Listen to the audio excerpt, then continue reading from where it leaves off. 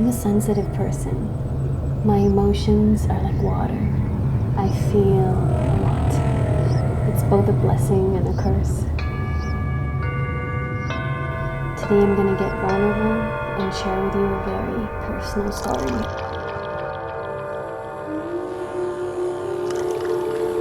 Chapter 1, Exodus.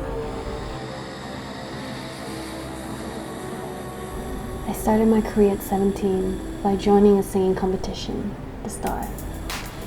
The Star is a reality TV show that isolates you from all the outside world. I wasn't allowed to use the internet, watch TV, or talk to my friends and family. The moment I knew how famous I was when the show was over. One day I was a kid in Chiang Mai, and the next I couldn't leave the house without being mobbed. I was a hippie kid and I loved my freedom, so handling fame wasn't easy for me. It was a sudden change. I was grateful for everything, but also so scared and stressed because I lost my freedom.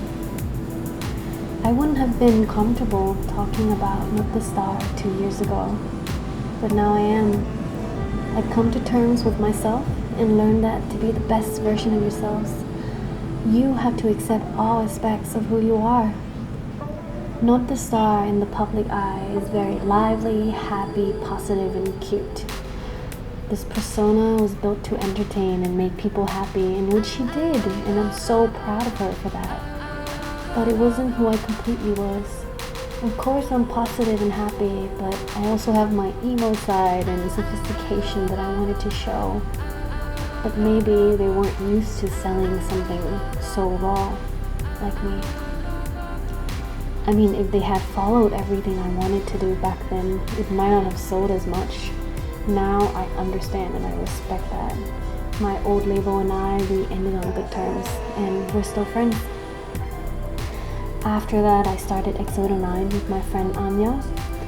Exodo 9 was something I wanted to do to erase everything people remembered about Not the Star.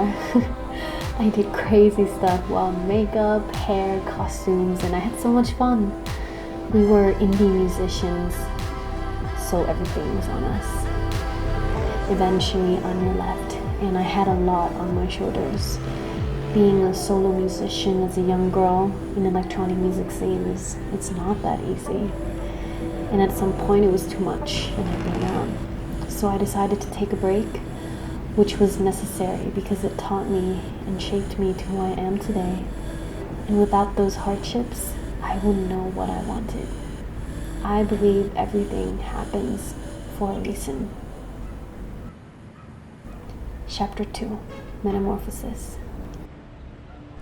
Like I said, I'm such a sensitive person. I held on to a lot of emotions and memories I should have let go of. And these emotions and memories were piling up, and it was too much for me to handle. I didn't know who I was or who I wanted to be. I knew I had to go home. I knew I needed a change. I didn't accept any work and went back home to Chiang Mai to hang out with my family, my dogs, just to heal myself again. And this is the time I discovered healing and energy work. This led me to Nepal. I visited the Pashupatinath temple over the banks of Bagmatik River. And there they do Hindi funeral ceremonies where if anyone passes away, they take the bodies there, burn them next to the river, and float the body down the stream. It was so surreal seeing corpses coming in and out. It really opened my eyes and helped me realize that all the problems in my life mean so little and that I can let go of them. In Thai, we call it blom. I also discovered sound healing from a Nepalese family who had been practicing it for 3 generations, and it was so cool to see how passionate someone can be. I also learned that it's not just sound, it's also vibrations. These vibrations can heal you on a cellular level because we are 70% water. the water inside us can get disturbed and unbalanced from many things like noise pollution and our modern lifestyles. Sound healing realizes these markers in your body, your water, your cells, your nervous system.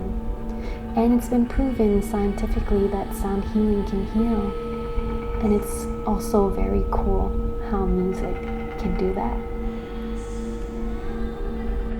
After learning to connect to my inner self, I started to take conservation work very seriously.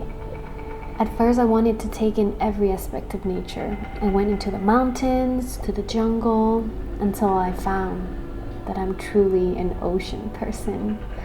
And that's where I feel most at home. Whenever I'm in the ocean and I close my eyes, I feel like I'm part of the universe again and just gone. One thing I realized out of this experience is that everything is interconnected. Not just us humans, but everything around us. Me, you, the trees, the ocean, the sky. It's a concept that is very abstract and difficult to explain, but I feel it so deeply. I realized that my purpose isn't just entertaining people through singing, but about spreading awareness and connecting people not only to their true selves, but also to their origins in nature. Chapter 3, Morphogenesis. After spending so much time in nature and doing self-work, I felt so full, like I'm ready to burst with happiness. And then I knew I was ready to share my story again. This album is like an art project that I use to spark conversation. With social media and all the technology coming in, it's very easy to feel lost. Meta means talking about oneself. Morphogenesis means the process in which order is created and how an organism is developed. So it's a process of transformation that all living things go through. Whether it's humans, animals, plant, bacteria, everything has to go through this process. It's the truth. I was very inspired by that, and telling my story in steps that are very truthful is the concept of this album. The most fun part was making it and not caring what other people would think about the outcome. From the beginning, I decided that I'm going to be selfish and do everything to make myself happy again, because that's what I needed to heal and get back into this creative music space again. I used a lot of samples and recordings from my life. I recorded various aspects that shaped me, like my dogs, my grandma, my parents, my brother, the garden at home in Chiang Mai, or the sea in Koh Tao where I spent a lot of time. And these things are very personal to me, and I feel like they helped me to become who I am today, and I wanted to give thanks to them, so I incorporate their sound into my music. This album constructs a narrative to a personal transformation as we navigate the winding pathways of family, nature, self, life, death, and the universe. We all seek the meaning of home. It feels so liberating because you're no longer stuck in this spiral loop of emotions and thoughts which are constantly toxic to you. You're free from all of that once you accept and are able to let go. And with Noted, she has her happy side, her emo side, her angry side, her vulnerable side, and she is brave enough to show all of that.